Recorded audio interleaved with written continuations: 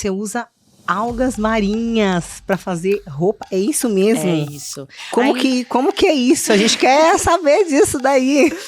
Bom, não sei se vocês sabem, mas João Pessoa é uma cidade que é onde mais, quando tem a ressaca, né, da praia, vem muitas algas. Então eu cresci com elas na praia, porque eu cresci na Praia dos Seixas e, enfim, eu era filha de pescador, basicamente. E eu sempre gostei dessa coisa do mar e da praia, enfim. Daí corta, né? Porque ela vai ficar adolescente, não quer mais ir pra praia, fica brancala.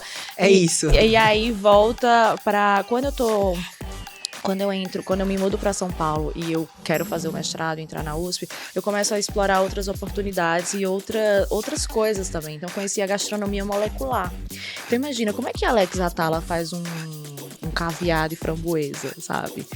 Eu já tomei uma caipirinha molecular. Exatamente. Você põe na boca e estoura a bolinha, não é? Então, a Bela Gil faz aqueles doces maravilhosos. E aquele pozinho, aquela gelatina, é um hidrocolóide que vem das algas marinhas. Então, imagina, 10% da alimentação dos japoneses é a base de algas marinhas. Então, a gente tem isso intrínseco na nossa alimentação. Esses hidrocolóides a gente usa na indústria de bebida, a gente usa para fazer iogurtes, espessante para fazer salsicha e tantos outros embutidos. Então, e esses produtos, essas substâncias, elas já estão muito inseridas no nosso dia a dia. Então, e a minha ideia inicial era... Eu quero fazer uma roupa com cara de gelatina. Imagina, eu sou fã da Lady Gaga, assim, eu quero Little Monster, assim. Então, essa foi a ideia inicial. E por conhecer uma parte mais técnica da parte têxtil, eu falei, não, se eu quero fazer um tecido, eu preciso fazer uma fibra para fazer isso, para depois chegar na minha roupa. E foi assim que foi o desenvolvimento do mestrado. Até que a gente conseguiu ter essa prova de conceito, essas fibras. E imagina, esse é um projeto que ele existe desde 2015. Eu falo que ele foi idealizado em 2015 e começado a ser concebido em 2016, que foi o projeto que eu entrei no mestrado. Passa todos esses anos, né, e eu vou buscando fomento, não, eu quero... A prova de conceito viu que, não, isso dá certo. E aí a gente é possível, e a gente começa a ter mais outras indústrias também, explorando as algas marinhas para fazer bioetanol, biocombustível, na verdade. Aplicação em cosméticos, aplicação em bioplásticos para embalagens. Então a gente começa a entender que com as algas marinhas a gente pode fazer quase tudo que a gente faz com petróleo. É incrível, a gente não tem essa noção. Não, quando eu vi, eu falei... Não, peraí, que eu vou perguntar pra ela como é que é essa roupa, como é que é a durabilidade, como é que é a resistência disso, né? Porque a gente começa a pensar que o negócio é uma coisa derreter, que... né? né? Então, esses são os nossos maiores esforços hoje. Então, 2022 foi um ano super importante, porque antes era Tamires, pesquisadora, só que daí eu comecei a empreender, né? Então, eu passei pelo processo de aceleração chamado Catalisa ICT do Sebrae, que foi o primeiro primeiro programa do governo para transformar cientistas em empreendedores.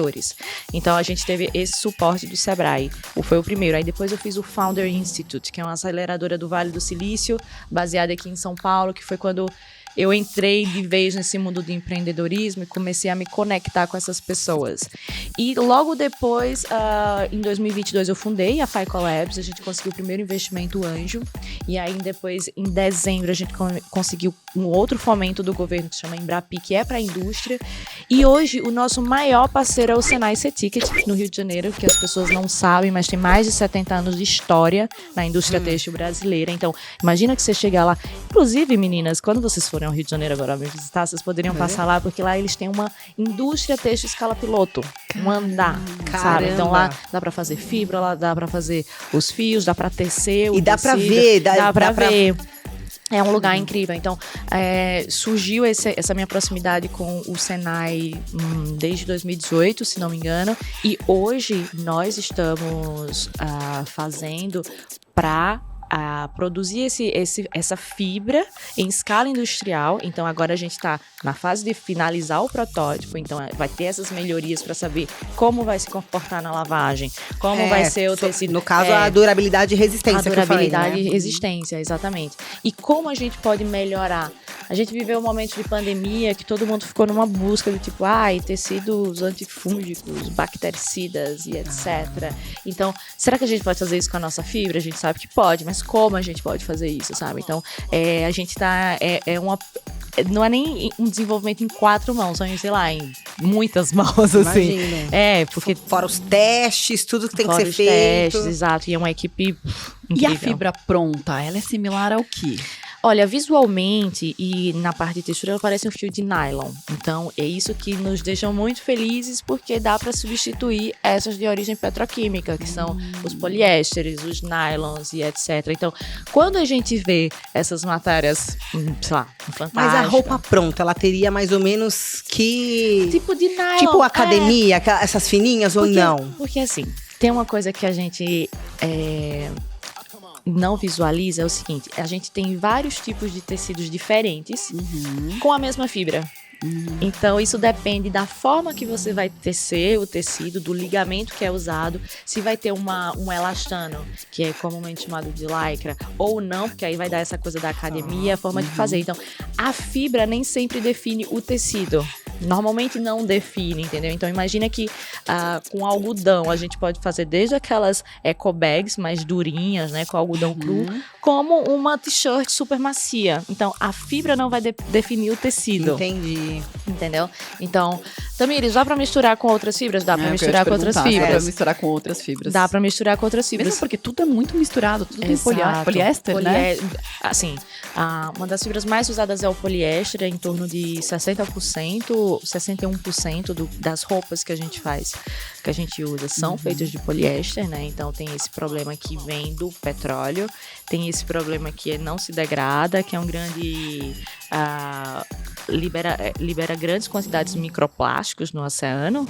Então a gente ainda tem esse problema na lavagem, porque são feitas com... Aí a gente volta para o processo de fabricação da fibra. Muitas vezes são feitas com staple fibers, que são fibras menores, torcidas para fazer um fio maior. Então imagina que quando isso vai lavando, vai sendo liberados esses microplásticos, e hoje as mamães têm até no leite materno. Tem na placenta. Na placenta? Tem na placenta. Já foi achado na placenta microplástico. Caramba, você imagina, né? E diz uma coisa, esses microplásticos na lavagem, que nem você falou, fica no ar? Fica no ar também, porque são são o tamanho de microns, né? A gente aspira o plástico e nem sabe. E nem sabe. Tá vendo como a gente não tem noção da importância que tem não, isso? Como Zero. que é, né? Porque quando eu vi, falei, caramba, mas poliéster é uma coisa poluente? Tipo assim, a gente não faz ideia. Minha blusinha, não sabe? faz ideia. Não, exato. China faz tudo com poliéster, não faz? Eu acho que o mundo todo, assim, eu sou bem que tudo vem da China. Tudo vem de lá. Sim, tudo vem de lá. Mas tem bastante. Mas, então, hoje a FICO Labs propõe a gente poder substituir os produtos que a gente faz de origem petroquímica com esses biomateriais, que vai ter uma degradabilidade maior, que não vai ter uma agressão tão grande ao meio ambiente, que vai poupar os recursos hídricos e energéticos. Então, a gente já chega com essa abordagem. E por mais que eu tenha esse background em moda, e por a gente ter entendido as milhares de possibilidades das algas marinhas, então a gente se intitula como essa startup de biotecnologia focada em desenvolver produtos à base de algas marinhas. Não necessariamente apenas fibras, porque a gente pode fazer muitas outras coisas também.